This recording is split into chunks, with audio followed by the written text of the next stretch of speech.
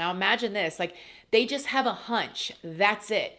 No proof, no nothing. He had no enemies that anybody could think of. And the paternal side of the daughter's family is like, I've got a feeling it's this EJ. So the investigators brought EJ in for questioning. Now, first, they told her what happened. Unfortunately, this morning we were called out because Shay had sustained some injuries, were life-threatening injuries, and he did not make it. The investigators were immediately put off by how little EJ said after being told that Shay passed away.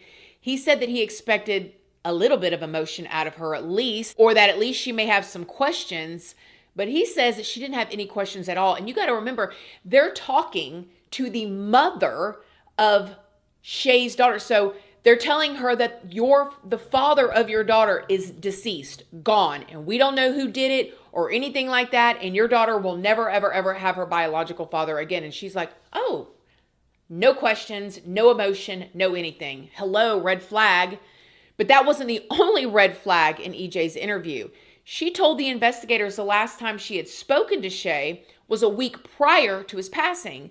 But the investigators knew that that was a lie because they already analyzed Shay's phone records. The records show that EJ had called Shay the night of his passing at 12:02 a.m. That was just a couple hours before Shay was found on that bridge. Even so, the investigators decided not to confront EJ with the phone records just yet. They wanted to do more investigating before they let EJ know that they were suspicious of her. I'll give you my card, and if there's something you hear that you might think will spark our interest, give us a call. Now, the very next day, a call from a woman named Christie came in. Christie had known EJ for many years. She used to umpire softball games that EJ played in, and she was somewhat of mentor of EJ's. Remember, EJ was a softball coach for the high school. Well, EJ confided in her a lot, and whenever EJ was going through something, she talked about it with Christie. So when Christie heard that Shay had passed away, she was immediately concerned about a previous conversation that she had had with EJ.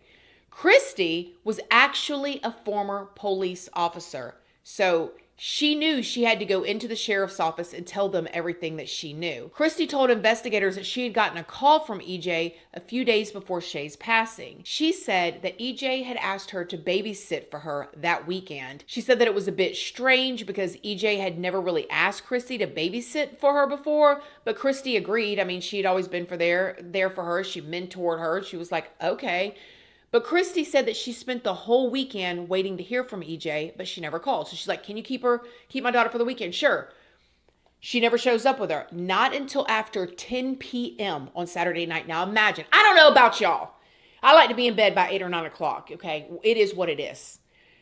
You ask me to babysit and you call at after 10 p.m. on a Saturday and say I'm on my way with the baby? The baby better be washed, clean diaper, and asleep. But at this point, she had already agreed to babysit, so she agreed to take EJ's daughter in for the night. Now, Christie then said that EJ came back to her house at around 1 a.m. to pick her daughter up. So, can you keep my daughter for the weekend? Sure. Don't hear from her all day Friday, all day Saturday.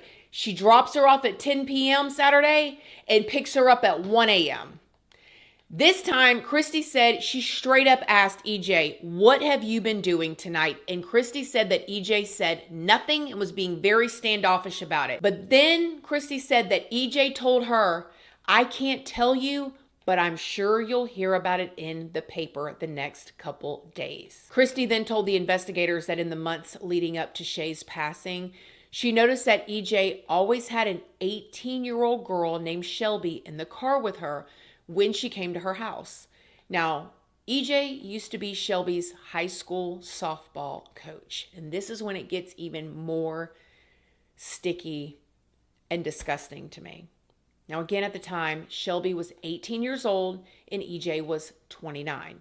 So Christie was telling the investigators how strange she thought it was in the first place that the two of them were always hanging out together. But Shelby, the 18-year-old, had become EJ's assistant coach after she graduated high school and had been working at EJ's daycare. So Christie kind of just brushed it off. Like, okay, now you've become the assistant coach. Now you're working at the daycare.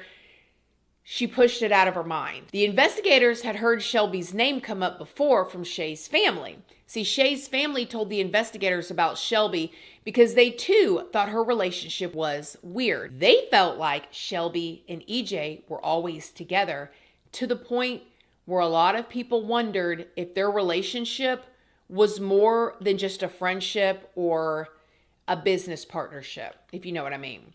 Shelby actually seemed very protective of EJ and almost jealous of Shay. Christie then went on to tell the investigators that after Shay filed custody paperwork, EJ came to her and asked her what she could do about it. And at first, Christie thought that this was just an innocent conversation, but then EJ said that she did not want to share her daughter with Shay, and she said things like, "How do I get rid of him?" And initially, Christie just thought EJ was venting, but then when she heard about what happened to Shay, she knew that EJ was completely serious. I mean, you can only imagine. It happened that night.